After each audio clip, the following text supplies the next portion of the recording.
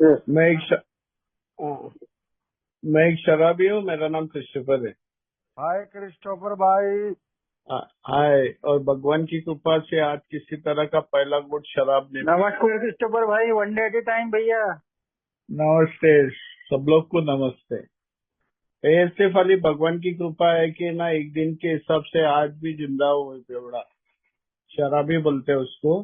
Alcoholic बोलते हैं English में।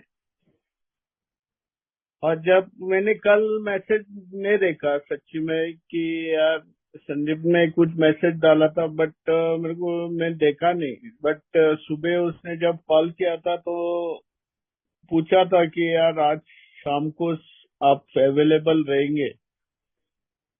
एक के लिए कुछ मैं काम कर सकता हूँ तो मैं अवेलेबल रहता हूँ सेवा करने के लिए। और जब उसने बोला कि यार कोई भी टॉपिक लो, तो मुझे अभी सिर्फ वही चीज चल रही थी। सुबह को मैं मीटिंग गया था, एक सुबह की मीटिंग 7 बजे की। तो वो क्रोश करके बोलता है ना, रिजेंटमेंट करके हिंदी में थोड़ा डिफिकल्ट होता है मेरे को प्रोनाउंसिएशन। बट वो रिजेंटमेंट पे ही आज का डेली चिंतन था। तो मैंने बोला यार चल रिजेंटमेंट पे ही शेयर करेगा। ये सिर्फ भगवान की कृपा है कि रिजेंटमेंट क्या है, किस चिड़िया का नाम है, वो किधर से आती है, वो कैसी प्रभावित करती है मुझे शराब पीने के लिए। ये सब मुझे इस संस्था में मालूमात हुआ। जबकि मैं पढ़ा लिखा हूँ। बहुत मेंबर लोग मुझे डेढ़ शाणे बोलते हैं, बट मैं बोलता हूँ यार आप लोग को बोलने की जरूरत नहीं। मैं डेढ़ शाणा हूँ। वो डेढ़ शाणा जिसको एक गोट को कंट्रोल नहीं कर सकता था, इतना बड़ा डेढ़ शाणा था मैं।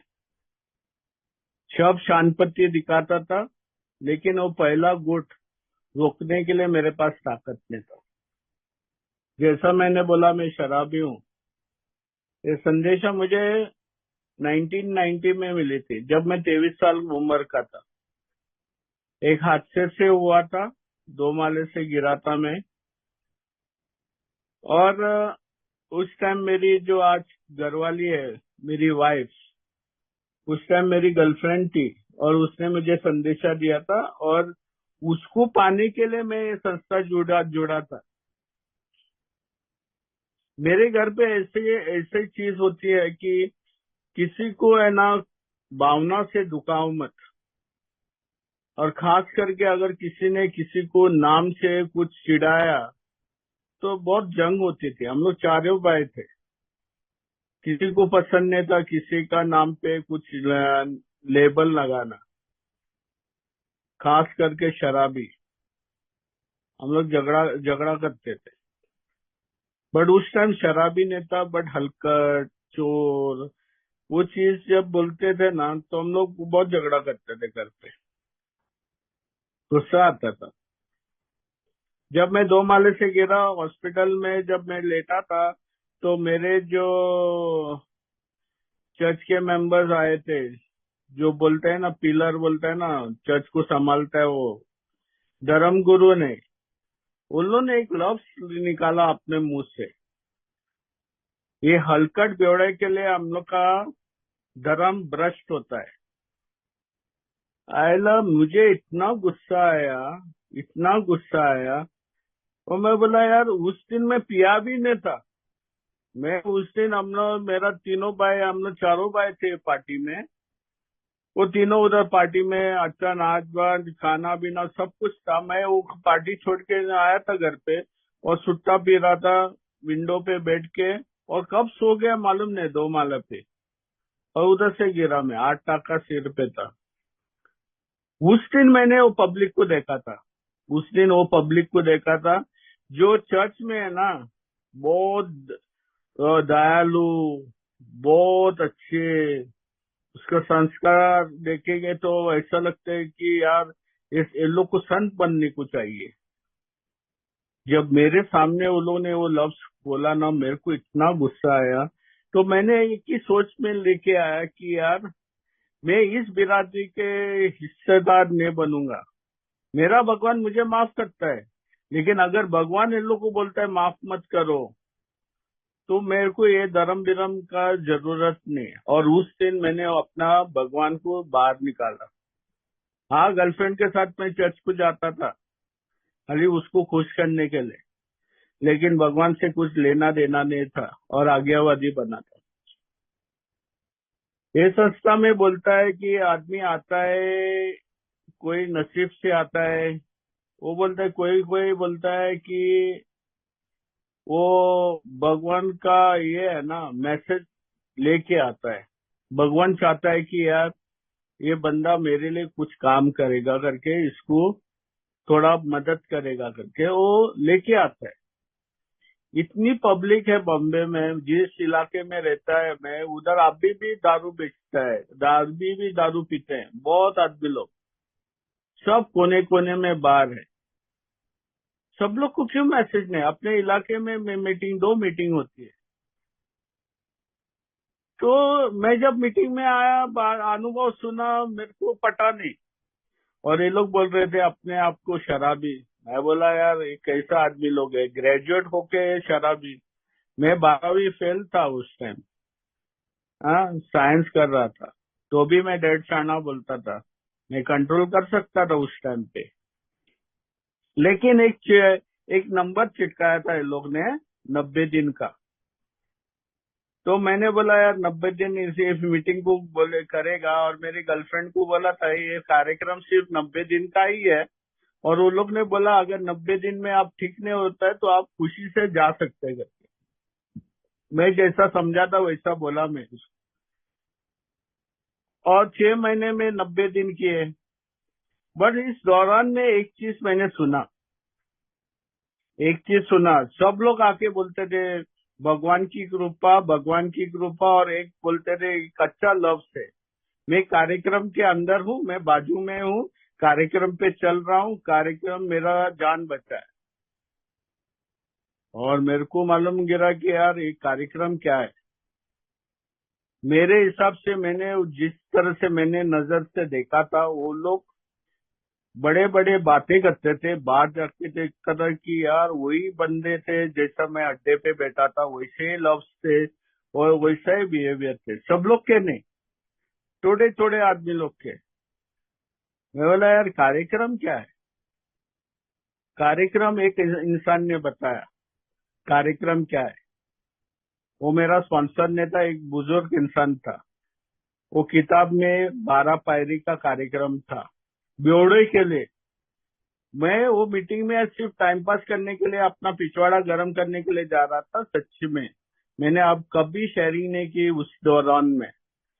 बुलाते थे चैट में, आके अपना अनुभव बताओ। मैं बाहर बहुत बड़ा बड़ा बातें करता था सुपर मीटिंग में, बट मीटिंग में शेयरिंग क्यों के लिए उस पर बोलने को गिरता था ना। मैं शराबी हूँ, मैं क्यों बोलूं जबकि मैं शराबी नहीं हूँ।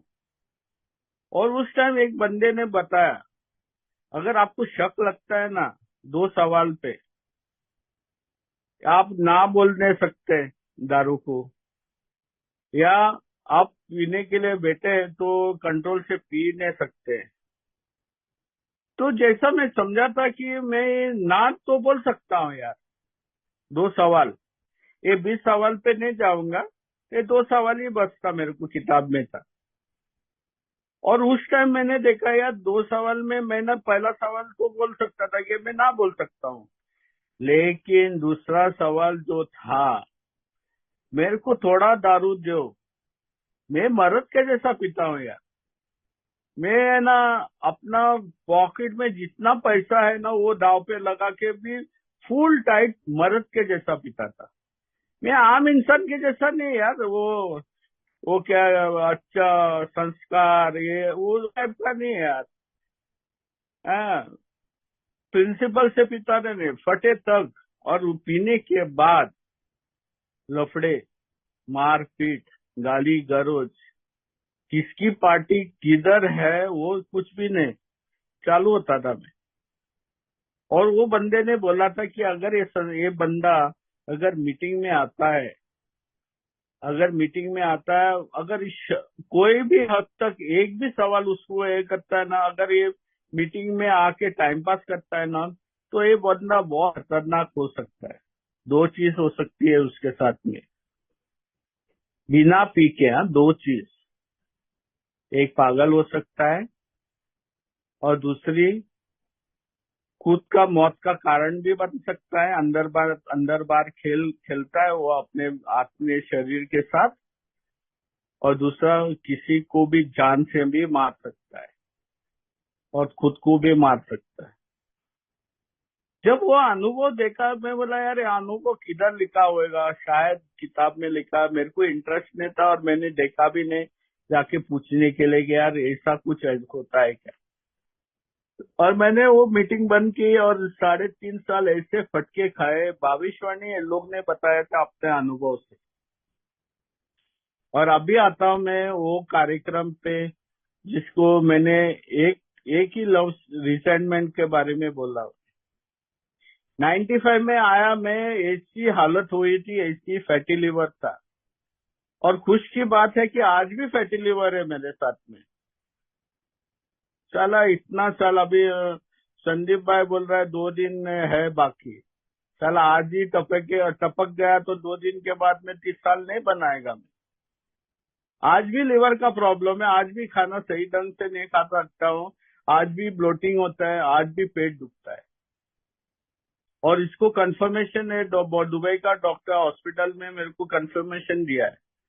औरत को बताया, औरत बोलता है, दिलासा देता है ऐसा कुछ नहीं, वो टाइम था, अभी नहीं है, हम लोग मेडिकल करेंगे। जब मैं मेडिकल रिपोर्ट भी बताया तो सोचते गए, बोलता है यार वो ठीक कर हो सकता है। डॉक्टर ने दिलासा दिया कि यार मेरा खाने पे निरंतर कंट्रोल रहना चाहिए, और उसको थोड़ा बहुत ऐसी चीजें नहीं खाई कि लीवर को थोड़ा ज्यादा काम करने के लिए थोड़ा कम खाने के लिए गिरेगा। तो सुना मैं, लेकिन एक दिन के हिसाब से जी रहा हूं मैं। और उस टाइम में जब ऐसी स्थिति हालत में आई थी, दिमाग तो चलता रहा नहीं। और उसमें एक का कि वही बिल्डिंग में 3 माले से मैंने छलांग लगाई, सुइसाइड बोलते हैं उसको। साले बेवड़े का दोनों हाथ टूटा है और इधर मैकेनिकल के टेक्नीशियन के हिसाब से काम कर रहा हूँ।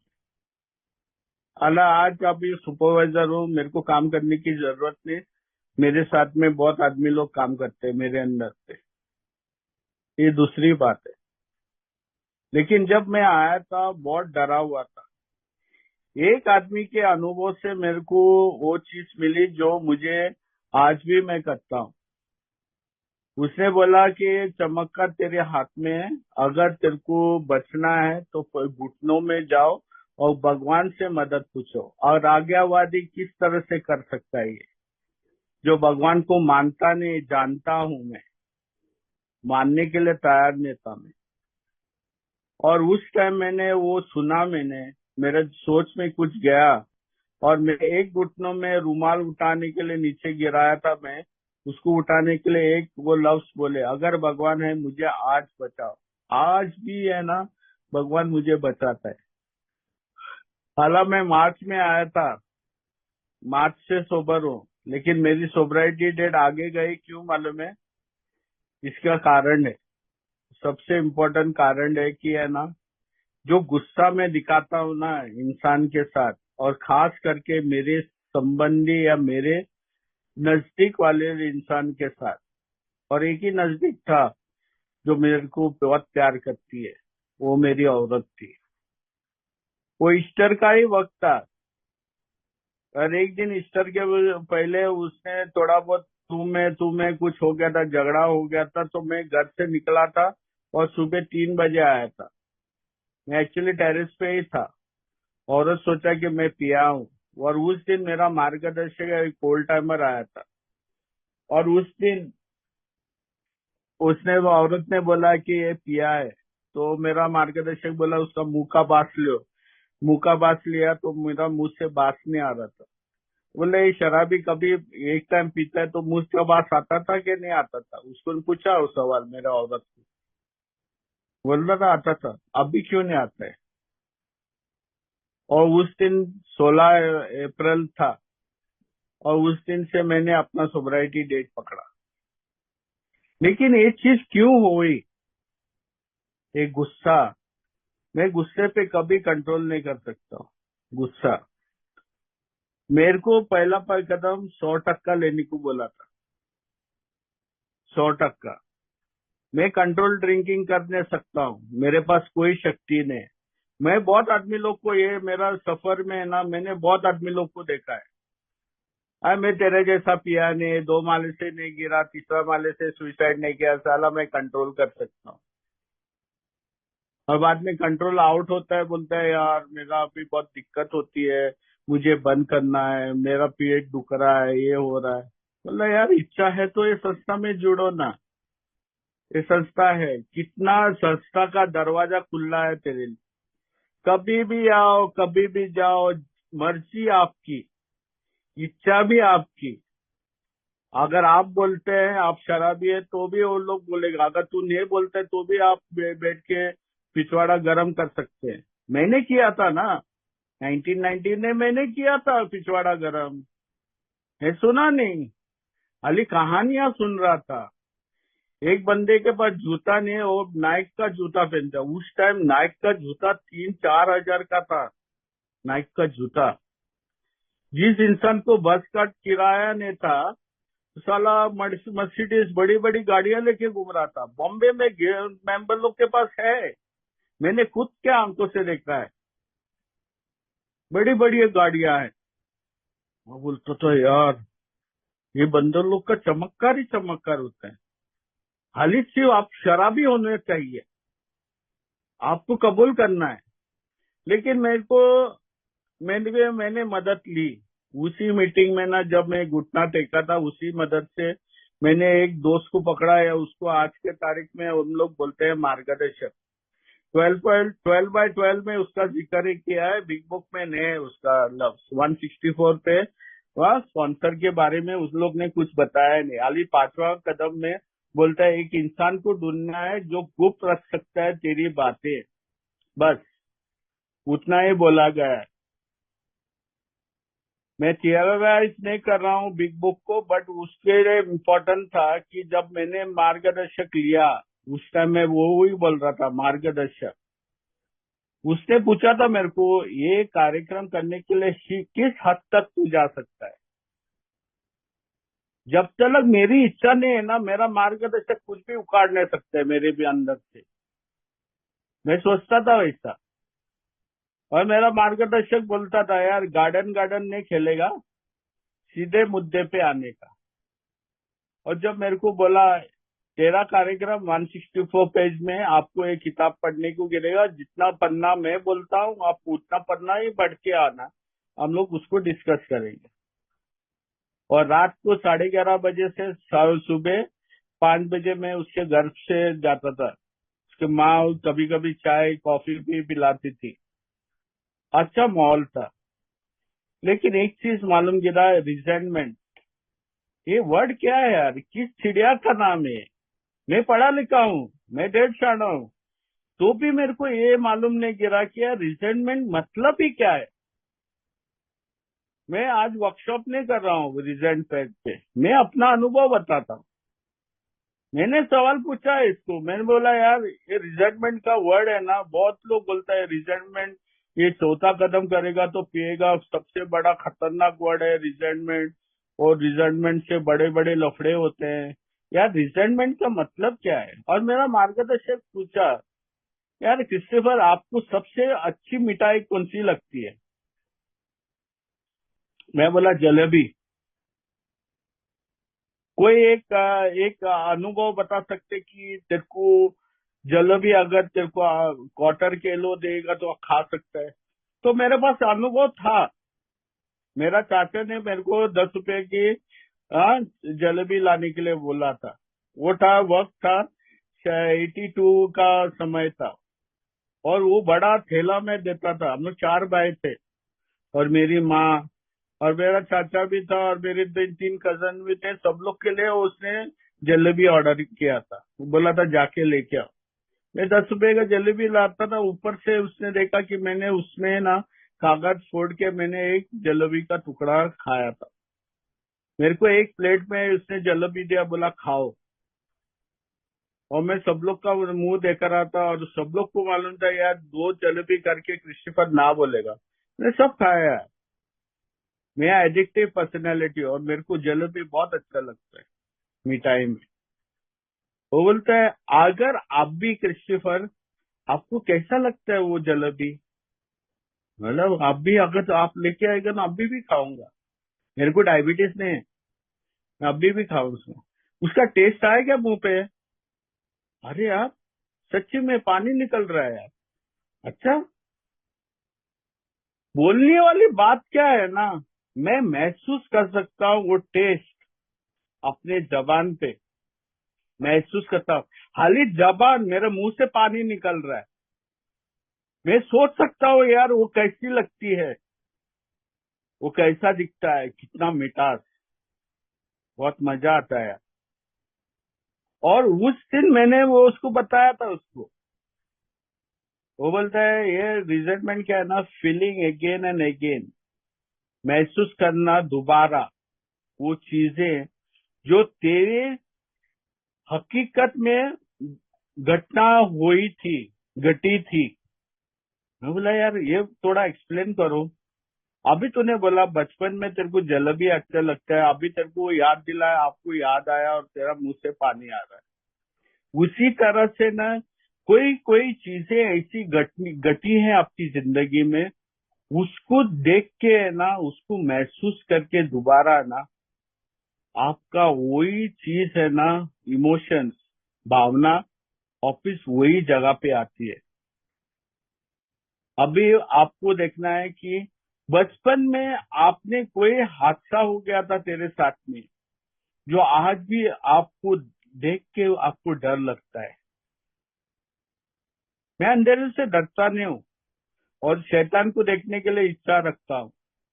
मैं शमशान में जाके, हम लोग ने 2-3, हम लोग दोस्त लोग 5-6 दोस्त लोग, हम लोग उधर जाके बैठे थे, क्योंकि अपना स्कूल शमशान के पीछे ही था। मुसलमान का शमशान था उधर, उसके पीछे ही था, हम लोग बैठे थे। कोई भूत प्रेत नहीं है, मैं तैयार हूँ देखने के लिए। मैं इंसान को डरता था। अभी एक भाई बोला पिताजी उसका रिजेंटमेंट, नंबर 1 ऑफेंडर, रिजेंटमेंट। मेरे को मेरा पिताजी को देख के ना मेरी हड्डी पसली होती थी, मैं इतना डरता था उससे। उसका कारण था, उसका कारण था, हम लोग 4 भाई थे। उसका कारण था, मैं ऐसा बहुत कमजोर था। मेरी माँ बोलती थी जब मैं पैदा हुआ था ना, उस टाइम बोलते थे यार तू मरने वाला था, इंक्यूबेटर में तेरे को डाला था, और सब लोग प्रार्थना कर रहे थे कि तू जिंदा रहे। और बाकी भाई लोग ना बहुत हट्टे बट्टे, बहुत अच्छे बने पैदा हो गए, उन लोग का कोई समस्या नहीं थे। लेकिन कोई मुझे चिल्लाता है ना तो मैं अपना बदन निकालता हूँ, आंग निकालता हूँ, मेरे को डर लगता है कोई चिल्लाएगा तो। और मैंने बचपन से देखा है ना, माहौल घर पे ना बहुत बुरा था। ऐसा कि नहीं, मेरा पिताजी मेरी माँ को प्यार नहीं करता था। लव स्टोरी थी, और लोग लव पागल प्यार से उन लोगों ने शादी किया था, एक ही बिल्डिंग में रहते थे। लेकिन परिस्थिति बहुत खराब थी। क्यों? जैसे जैसे हम लोग पब्लिक बढ़ रहे थे अपने घर पे, तो बोझा मेरे पिताजी पे आ रहा था, और मेरी माँ बीमार रहती थी, उसको हर महीने में शॉक ट्रीटमेंट देने को गिरता था। मेरा चाचा लेके जाता था, बाद में जब भाई बड़ा हो गया तो मैं लेके जाता था, और बहुत परेशान रहता था। कभी कभी ना मेरी माँ ऐसी कुछ हरकतें करते थे तो घर पे लफड़े होते थे, और मेरे को उसको देख के ना मेरे को बहुत डर लगता था पिताजी को देख के। मैं मेरा माँ को डिफेंड भी करता था। लेकिन कभी भी आज भी मैं अगर मेरा पिताजी का याद करता हूँ ना, तो वो डरावना चीज मेरे सामने आता है, गुस्सा आता है उस पे। क्या मेरा पिताजी प्यार नहीं करता था मेरे से? बहुत प्यार करता था यार। मैं पहला बेटा हूँ उसका। बोलता है कि मेरी माँ 2 साल उन लोग को बच्चा नहीं हो गया था, और प्रार्थना करके मेरे पैदा हो गया था। और मेरे को उस पे सबसे बड़ा गुस्सा था। मैं एक अनुभव बताता हूँ उसका। हम लोग पढ़ाई लिखाई में बहुत अच्छे तेज थे, पिताजी के जैसा। बहुत अच्छा पढ़ाई करता था, अच्छा पढ़ाई करता था। हम लोग को ऐसा किताब खोल के पढ़ाई करने का ये नहीं था। पिताजी ने एक चीज बोला था, कान खुला रख के वो टीचर को देखने का है, वो टीचर तेरे को कुछ समझा रही है। वही चीज आज मैं इस्तेमाल करता हूँ, कान खुला रख के मैं अनुभव को सुनता हूँ, क्योंकि सामने वाला मुझे कुछ बताने वाला है कि किस तरह से आपकी बजने वाली है, उसको सुनो, वो कुछ बता रहे हैं। मेरे पिताजी का रिजाइनमेंट मेरा बचपन से क्यों था, वो मेरे को बहुत जिम्मेदारी देता था। और मेरे भाई लोग कुछ लफड़े करते तो मेरे को पिटा जाता था और मेरे को गुस्सा आता था। हर टाइम वही था। और अगर मैं कोई अच्छा भी काम किया तो मेरे को कुछ शाबाशी नहीं मिलती थी। अगर मैं छोटे भाई कुछ किए तो उसको गुस्सा में, वो गुस्सा इतना बड़ा चढ़ा के मैं ऐसा दिमाग में रखा था, तो उसको देख के मेरे को गुस्सा आता था। ऐसे बहुत कारण थे। लेकिन मैं एसएससी का 12वीं का कक्षा के बारे में बता सकता हूँ। 11वीं कक्षा में पास किया साइंस में और 12वीं में पहुंचा। मेरे को मर्चेंट नेवी का ऑफिसर बनने का था और उसके लिए मेरे को पीसीएम का साइंस में मेरे को ट्यूशन मांगता था। पिताजी को बोला मेरे को 3,000 दे, पिताजी का ना। मेरे को और गुस्सा आया और वही पे वो चेक फाड़ रहा था 10,000 का। और इतना गुस्सा आया मेरे को, मेरे कजन को 10,000 दे सकता है, मेरे को 3,000 नहीं दे सकते। और बाद में मैंने वो चीज इतना दिल में लिया कि यार दूसरे लोग को मेरा पिताजी पहुंच सकता है, मेरे खुद के बेटे को, बड़ा बेटे को वो नहीं पहुंच सकता है। मैं कमजोर हूँ, मुझे मदद मांगता है। और उस दिन पिताजी ने वो कुछ नहीं बोला, मैं बहुत गिड़गिड़ाया, मेरे को मांगता कर, वो बोला मेरे पास पैसा नहीं है। मैंने ये नहीं पूछा मैंने कि यार वो तूने चेक फाड़ा 10,000 का, वो काय के लिए था, क्यों दे रहा था। लेकिन मैंने वो जरूरत नहीं समझा, क्योंकि अगर मैं पूछता हूँ तो वो मारेगा मेरे को, मैं वैसा सोचा और मेरे दिल में रखा। और उसके बाद में ना मेरा गुस्सा मेरा पिताजी के साथ बहुत बढ़ गया। उस दौरान में 12वीं फेल हो गया मैं। और बाद में मैंने कॉलेज विलेज सब बंद किया और गर्लफ्रेंड को घुमाने के लिए अपना थोड़ा साइड का कोरियर सर्विस में बैंक में काम करने लगा। लेकिन जब मैं संस्था में दोबारा आया, मैंने पहला कदम 100% क्लिनिक को बोला था। तो पहला भाग तो मैंने माना कि मैं शराबी हूँ, मैं सोशल ड्रिंकिंग के साथ में मेरे पास कोई ताकत नहीं है। और मैं शराबी इसके लिए हूँ कि मैं बीमार इंसान हूँ, सोच और शरीर की बीमारी मुझे लगी है, बस उतना ही था। डॉक्टर की राय में बताया था मुझे।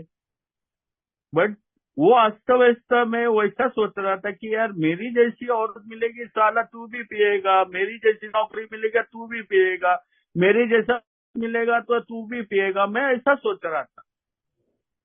लेकिन जब मैं पेज 52 बिग बुक में जब वो सवाल जवाब में देखे, वो पेज 52 में 8 सवाल के बारे में सब लोग बात करते हैं, लेकिन वो पेज 52 8 सवाल के ऊपर एक पैराग्राफ है।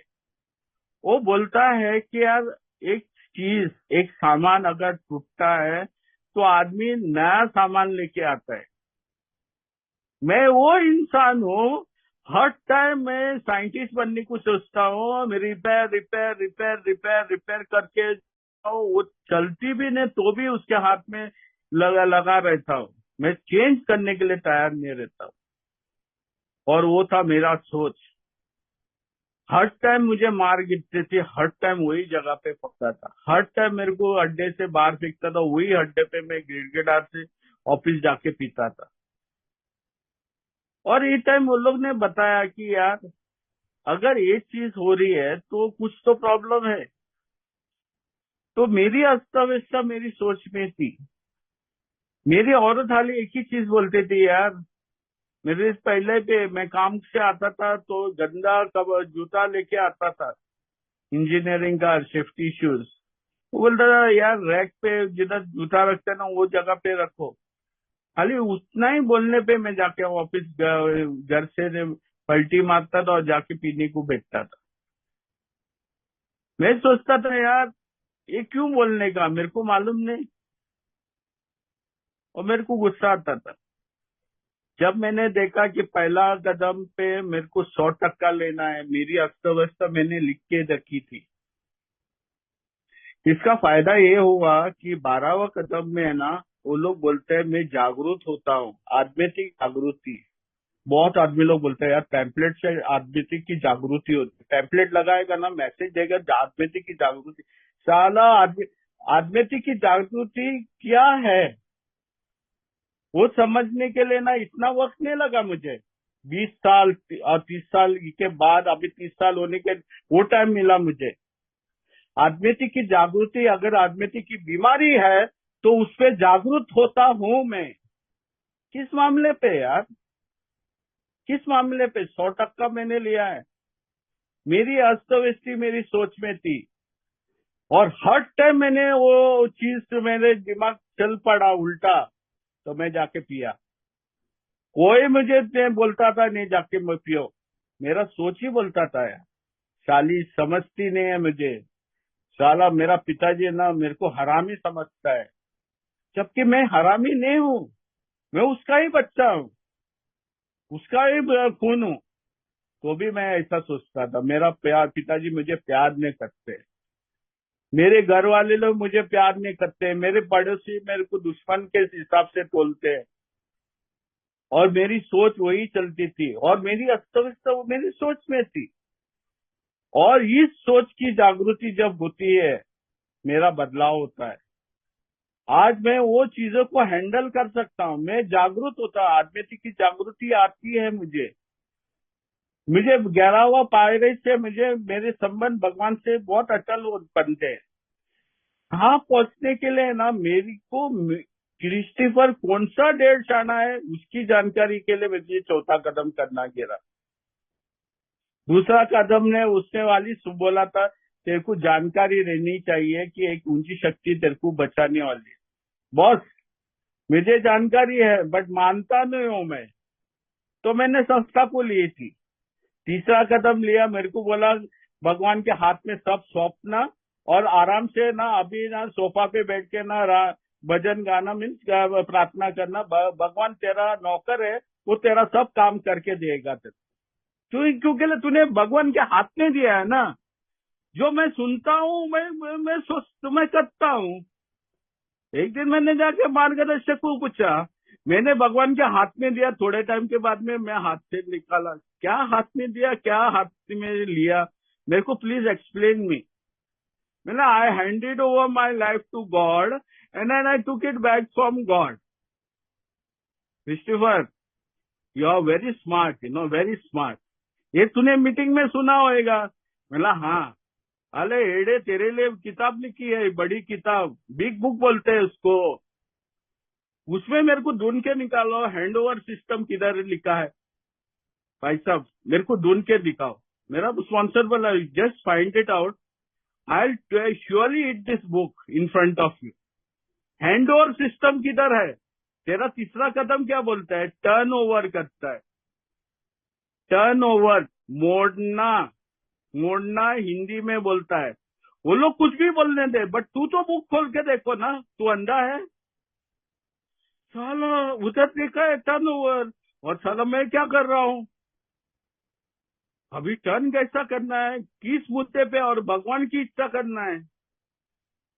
मेरे को मालूम नहीं भगवान की इच्छा। मैंने फटाक करके बोला मेरे को मालूम नहीं भगवान की इच्छा, क्योंकि प्रार्थना बोल रहे भगवान की इच्छा करना है मुझे। मेरे को मालूम नहीं।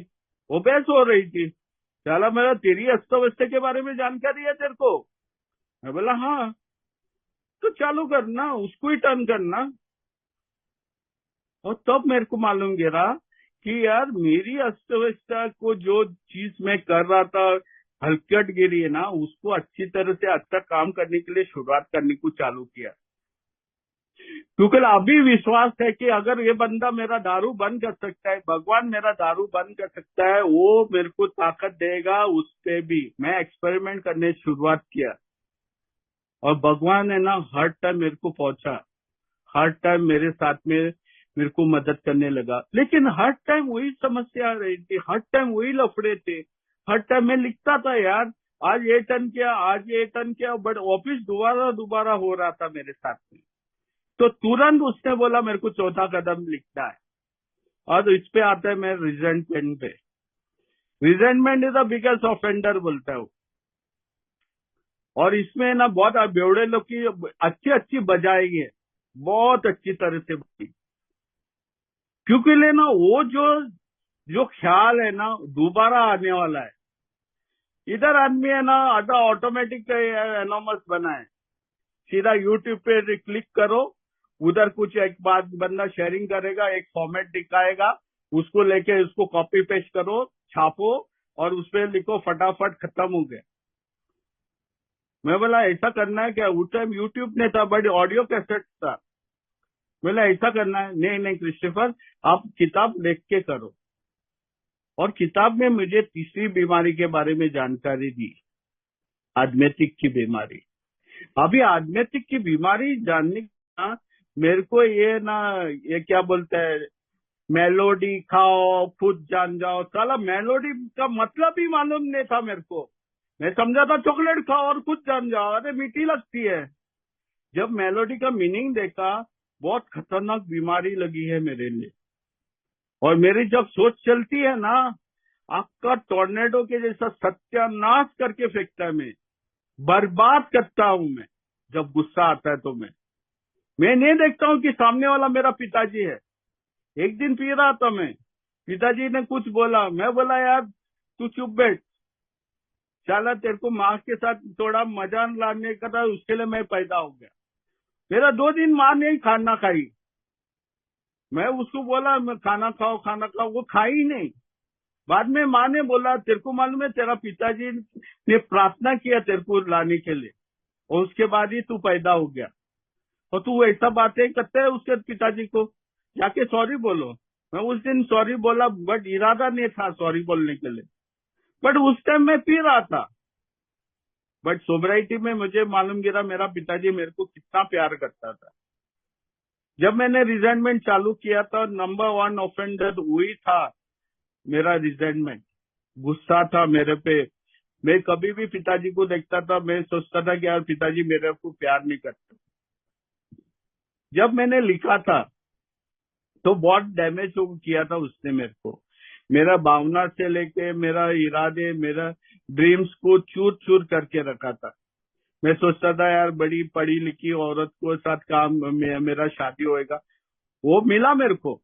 मेरी औरत पढ़ी लिखी है, बहुत अच्छी है, वो समझती है मुझे। लेकिन मैं उस टाइम वो सोचता था यार मेरे को नहीं मिलेगी ऐसा। लेकिन इसको काबू में क्या करना है? अभी एक भाई ने शेयरिंग किया, बहुत अच्छा बढ़िया लग रहा था। मैं भी पहला वही शेयरिंग कर रहा था। साला मेरा पिताजी, मैं काम कर रहा था मेरा पिताजी मेरे को कितना सैलरी देता था, और उसका गुस्से के लिए मेरे को मेरा पिताजी का बिजनेस बढ़ने के लिए मैं क्यों प्रार्थना करूं? ये सब मेरा सोच में ना कचरा भरा था। एक अनुभव है किताब में, 552 थर्ड एडिशन में किधर वो एक अनुभव है। आपको प्रार्थना करना है, जिसके साथ आपका रिजेंटमेंट है उसको प्रार्थना करना है बोलते हैं। वो एक इंसान का अनुभव है। मेरे को पूछना है जो जो इंसान को आपको क्या मांगता है वो इंसान को ले प्रार्थना करना है। आपको उस अगर आपके पास आप बंगला मांगता है तो आप मेरे को पिताजी को बंगला दे करके पूछना है। आपको एक गाड़ी मांगता है तो मेरे को पिताजी के लिए गाड़ी। और उसको लगातार करना है 10, 15, 20 दिन, जब तक वो मिटता है नहीं। वो मिटता है। ऐसे आदमी लोग भी बोलते हैं, मैंने भी किया। लेकिन जब मैं किताब पढ़ रहा था तो इधर 1-2 लाइन पे एक प्रार्थना लिखा है, भगवान से मैं मांगता हूं कि बंदे से मुझे बचाओ, मुझे सुरक्षा दो। सुरक्षा भगवान देता है, पेज 43 पे लिखा है। लेकिन इधर है ना, मुझे मदद पूछना है, मुझे सब्र रखना है उस सामने वाले इंसान के, क्योंकि वो सामना मेरा हर दिन कर रहा था। तो मेरे को अपनी खुद की सुरक्षा के लिए मेरे को भगवान से प्रार्थना करने को गिरा। उधर वो लिखा है पेज पे, मैं ये पेज बताऊंगा नहीं आपको। मेरे को बोला था जाके पढ़ो वो पेज पे। 100 आदमी लोग तेरे को एक प्रार्थना देता है, वो करने को गिरेगा आपको। और मैं प्रार्थना किया, और सच में ना आदमी सामने सामने ना मेरे पिताजी के सामने खड़ा रह सकता था।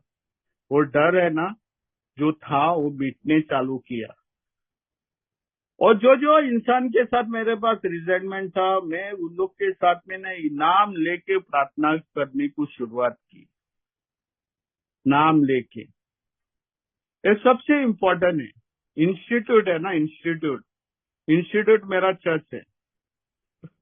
मेरे को बहुत गुस्सा आता था, ये चर्च ने मेरा आपका जिंदगी की वाट लगाई। 3.5 साल मैंने खोया। बाद में क्या किया मैंने प्रार्थना किया चर्च के लिए। मैं वही चर्च का मेंबर बना, ये संस्था का, मेरा होम ग्रुप का वही सब चर्च में था। और बाद में मैंने वो चर्च को थोड़ा काम भी करने की शुरुआत किया। मैं पूछा एक चर्च का थोड़ा नाम हो, ये पादरी अच्छा है। और वही चर्च में ना मैंने अपना एक का ना ग्रुप का है ना बोर्ड लगाया, alcoholic anonymous meeting on Sunday at 7 o'clock करके। मैंने उसमें लिख के इंटर ग्रुप और जीएसओ का नंबर लिख के मैंने उसमें डाला, ग्रुप का पैसे से। मेरे पास पैसा नहीं था। ग्रुप कॉन्शियस लेके वो बोर्ड चिटकाया दीवार पे। बहुत दिक्कत थी उसको लाने के लिए। बहुत आदमी लोग कमेटी मेंबर एग्री नहीं कर रहे थे, बट मैं कैसा भी मैंने प्रार्थना किया, वो लगा। इंस्टीट्यूट में मेरा ये था प्रिंसिपल ऑनेस्टी का बारे में। ऑनेस्टी, मैं देखता हूँ यार सामने सामने ना धोखेबाज बैठे हैं, सामने सामने। इतना मैं काम करता हूँ उधर, मेरे को बोलते हैं कुछ और करते हैं कुछ। और मैं बोलता हूँ अगर मैं झूठ बोलूंगा तो मेरे को कसूरवार करते हैं। सच, डू नॉट टेल लाइज। मेरे को बहुत गुस्सा आता था, है ना। मेरे को सिखाया था घर पे, है ना, you don't have to tell lies. एक दिन बाड़ा वाला आया नीचे, 2 माले पे, 3 माले पे मेरा डैडी बैठा था। माँ बोलती है जाके बाड़े वाले को बोलो डैडी नहीं है घर पे, वो उधर से ही जाएगा करके।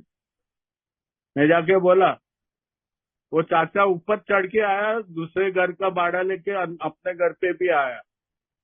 एक तो वो चाचा जो बाड़ा ले रहा था उसने मेरे को बोला झूठा, मेरे को गुस्सा आया। और बाद में मेरे को पीटा।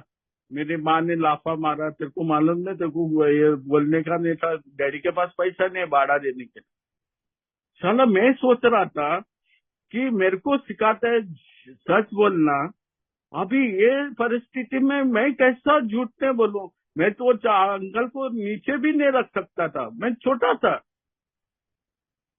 और मैं बोला यार ये अजीब दुनिया है। ये तो मेरा पिताजी के पास पैसा नहीं था करके उसने मेरे को माँ ने झूठ बोलने को बोला। बट मैंने बहुत बड़े बड़े बहन झूठे देखे मेरे एरिया में। हाँ, जो चीज उसके पास है ही नहीं उसके बारे में वो लोग बता रहे थे। हम बोलते हैं यार कैसे बंदे लोग हैं। और मैं अगर कुछ एक झूठ बोलूंगा तो अगर पकड़ा गया तो मेरे को मार देती है। तो उसपे मेरे को बहुत रिजेंटमेंट था, वो प्रिंसिपल पे, सच पे, सच बोलना। लेकिन क्या है ना रे, मेरा भी गलतियां है। तब मैं मेरा गलतियां देखता हूँ रिजेंटमेंट में। मैंने मेरा पार्ट क्या किया? अरे मैं पार्ट नहीं खेलता हूँ, मैं गेम नहीं खेल रहा हूँ यार, मैं गेम नहीं खेल रहा हूँ। मेरे को इधर किताब में बोलता है मेरा फॉल्ट देखो, और मैंने फॉल्ट लिखा। और मेरा फॉल्ट देखने के बाद, मेरी गलतियां देखने के बाद मेरे चारित्रिक दोष देखे मैंने। 4 चीज देखने को बोला है, वो चारों चीजों में मेरे को परखना है अपने आप का चारित्रिक दोष। और बाद में और एक कॉलम बनाने को बोला था, उधर एक लाइन है, इसका सुधारने का प्रक्रिया क्या होनी चाहिए मेरी गलतियां का। और वो भी लिखा। वो 8वां 9वां कदम नहीं था, वो शुरुआत थी कि मेरा बदलाव होने का शुरुआत था। मैंने उसको बोला कि यार मैं झूठा हूँ, मैं सच बोलने को चालू करूंगा। मैं बेईमान था तो मैं उसको सही ढंग से करने को चालू करूंगा, एक अच्छा इंसान बनने की कोशिश करूंगा। मैं मेरा पिताजी को इज्जत नहीं दे रहा हूँ, मैं अभी से मेरा पिताजी को गुड मॉर्निंग बोलने को चालू करा, इज्जत देने को चालू करेगा। ये सब कुछ मैंने लिखा। मेरा पिताजी के पास मेरा रिजल्टमेंट में 10-15 आइटम्स ये थे, चीजें थी। हर चीज को मेरे को टर्न करने को बोला।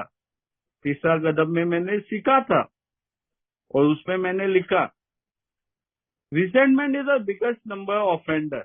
आत्मेतिक की बीमारी कब से आती है? मेरे को है ना रिवेंज लेना है। उस साले ने मेरे को ये किया, उसको खलास करना है। मैंने किया था कि मेरे पिताजी के साथ, हाँ, उसका मर्डर करने के लिए भी मैंने बाटली फोड़ा था। हाली उसका बाटल का कोना उसके गले पे लगता था, वो खलास होता था। मेरा भाई ने बचाया था, मेरा हाथ ने तो उसको उधर ही मारता था। मैं बड़ा हो गया था तब, 19 या 20 साल का था। रिजेंटमेंट में ना कुछ भी कर सकता है इंसान। उसके लिए बोला गया है कि ये चीज अगर मैं आज नहीं हैंडल करता हूँ, आज मैं सही ढंग से नहीं लिखता हूँ, मैं बोलता है यार अभी तो सब रिश्ते सब मंगल मंगल चल रहे हैं, सब कुछ ठीक है यार, सब कुछ ठीक है। लेकिन वो बंदा है ना, रिजेंटमेंट जो आपको पहले बचपन से आपको उसका डर या उसकी चिंता खाती थी, वो बंदा है ना, अच्छे दिन के सामने वो आके आपकी इज्जत निकालता है दोबारा, तो तब क्या करेगा क्रिस्टोफर?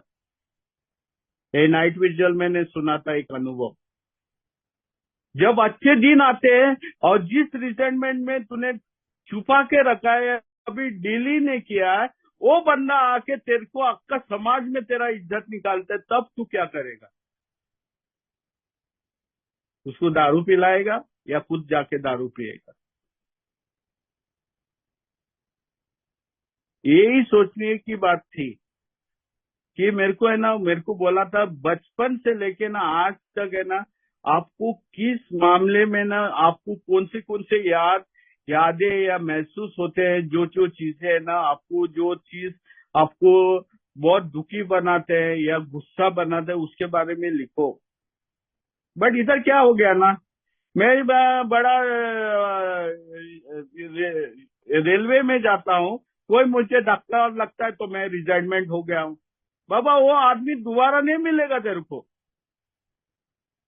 शायद वही टाइम पे तेरे को मिल सकता है, वही कंपार्टमेंट में। लेकिन जो परिस्थिति घर पे थी, जो घर वाले लोग ने की थी, वो घर वाले से वो जो जो चीजें महसूस हो रही थी, वो रोज होती है यार। उसको कैसे हैंडल करेगा? और जो बंदे मेरे घर से बाहर निकले थे, आज वो मेरे सामने ने और दूसरे शहर में रहते हैं, वो ऑफिस आके मिलेगी ना कि नहीं एक दिन मेरे को? उन लोग के साथ संबंध कैसे बनाऊंगा मैं? मेरे रिश्ते कैसे बनाऊंगा? हम लोग बोलते हैं ना रे, हाँ, 12-8 सवाल में मैंने रिश्ते तोड़े हैं मेरी सोच से। वो ही चीज है कि मेरे रिजाइनमेंट ने मेरे अपने रिश्ते भी तोड़े थे। वो बंदे लोग ऑफिस आएंगे और आपका तोड़ फोड़ करके जाएंगे, ये नॉर्मल आदमी लोग हैं। उन लोग के पास है ना, ये वो शक्ति है मुझे जान से मारने के लिए।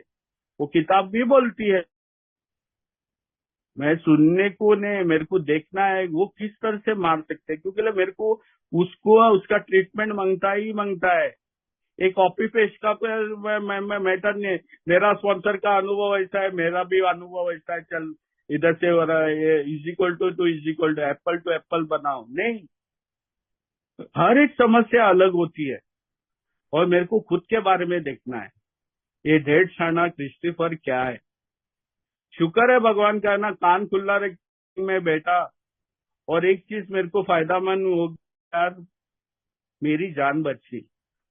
आज मेरे को मालूम है मेरी चारित्रिक दोष क्या है। मेरे को तुम लोग को बोलने की जरूरत नहीं है, मेरे को मेरी जिंदगी जीना है। आप लोग के सुझाव खाली सुझाव देते हैं नहीं, मेरे को सुझाव से देखना है कि मेरा फायदा क्या होता है। मेरे कभी कभी मैं स्वार्थी होता हूँ कार्यक्रम के लिए क्योंकि कार्यक्रम ने मुझे बचाया है। और आज एक दिन के हिसाब से अगर मैं नहीं चलता हूँ और 20 दिन के हिसाब से मैं एक एक है ना पैटर्न बना के चलता हूँ ना, तो 20 दिन में मैं ऑफिस दारू पिएगा, बाद में 20 दिन सोबर होएगा, बाद में 20 दिन दारू बंद करेगा, और बाद में 20 दिन पीऊंगा। ऐसे पैटर्न मेरे को नहीं मांगता। मेरे को आज एक दिन की मोहलत भगवान ने दी है जीने के लिए। कृष्ण भाई, आज जियो या मरो, मेरे को मरना नहीं है यार, मेरे को जीना है। ऐसा भी है ना, आज मैं पीऊंगा तो 100% एक हफ्ते में मैं गुजर जाऊंगा। लेकिन उसमें क्या एक चीज वो बताएगा ना, साला 1.5 आना मर्द ने था, है ना, मर्द के जैसा पिया है। तो मेरे को एक मेंबर बताया, तू शेयरिंग में बहुत कुछ बोलता है, तू मर्द के जैसा पिया है। सर, मर्द के जैसा कार्यक्रम करो ना। तो अगर मर्द है, सच्ची मर्द है ना, तो कार्यक्रम करके दिखाओ। और एक चीज बताओ यार, वो कार्यक्रम चलाता है कौन है? और आज मैं बोल सकता हूँ, कार्यक्रम भगवान चलाता है मेरे लिए। वो मेरे को सद्बुद्धि देता है, अपना सेरेनिटी प्रेयर में बताया है उसमें। वो मुझे ताकत देता है। बिना ताकत ये कदम मैं नहीं कर सकता हूँ बॉस, नहीं कर सकता हूँ। वो हर एक चीज कर देता है। वो मेरा पिता, मैं उसका बच्चा हूँ। वो बोलता है, और मैं उसके साथ में ना कोई गेम नहीं खेलता हूँ, उसके साथ आईपीएल मैच नहीं खेलता हूँ। मैं भगवान बनने का ही बंद करता हूँ। अपना लाइफ सिंपल है बॉस, अपना लाइफ सिंपल है। मेरे को टाइम नहीं मिलता है मीटिंग को, तो मैंने ऐसी मीटिंग पकड़ी है जो रात को मैं टाइम दे सकता हूँ। अपना सेवा करने के लिए मैंने बिग बुक में मैं बैठता हूँ। बिग बुक के साथ 5 आदमी भी रहेगा या 7 आदमी भी सुनने के लिए रहेगा ना, वो भगवान की कृपा है बेंडे, वो लोग रुकते हैं उधर। और मैं अपना लाल नहीं करता हूँ, जो किताब में दिया है उतना ही बताता हूँ, और मेरा अनुभव बताता हूँ। और सब लोग को खुला एक ऑप्शन देता हूँ आपका अनुभव बताने के लिए। शुक्र है भगवान, ये पायनियर ग्रुप ने मेरे को भी मदद दी थी लॉकडाउन में। हम लोग ने भी बिग बुक स्टडी की थी ग्रुप में। मेरे को बहुत अच्छा लगता है ना, किताब ने मेरी जान बचाई। किताब पढ़ के ना मैं मेरे परमेश्वर के बहुत नजदीक आया, क्योंकि लोग किताब बोलती है वैसी। वो हर एक समस्या का हल देने वाला है मुझे, और हर सवाल का जवाब मेरे को एक किताब ने दिया है। अगर ढूंढेगा तो मिलेगा, नहीं ढूंढेगा तो नहीं मिलेगा। या भगवान बनाओ मार्गदर्शक को। एक दिन वो मार्गदर्शक जाके पिया, तो बोलो भगवान मेरा दारू पी रहा है, जाके आप भी उसको जोड़ सकते हैं। मेरे को किसी को भगवान ने बनाना है। कोई मानव शक्ति मुझे बचा नहीं सकती है। सिर्फ और सिर्फ एक अल्लाह या भगवान या गुरु, जो भी हो, ऊंची शक्ति मुझे आज बचा सकती है। थैंक यू बोलता हूँ, इतना ही मैं बंद करता हूँ मेरा शेयरिंग को। Thank you everybody Pioneer. और मेरे को आज सिर्फ 2 दिन ने, आज का दिन है मोस्ट इम्पोर्टेंट है, कि आज क्रिस्टोफर अगर जिंदा रहेगा ना, तो कल देख सकता है। मैं कल के दिन किसने देखा है? मैं भगवान ने। Thank you.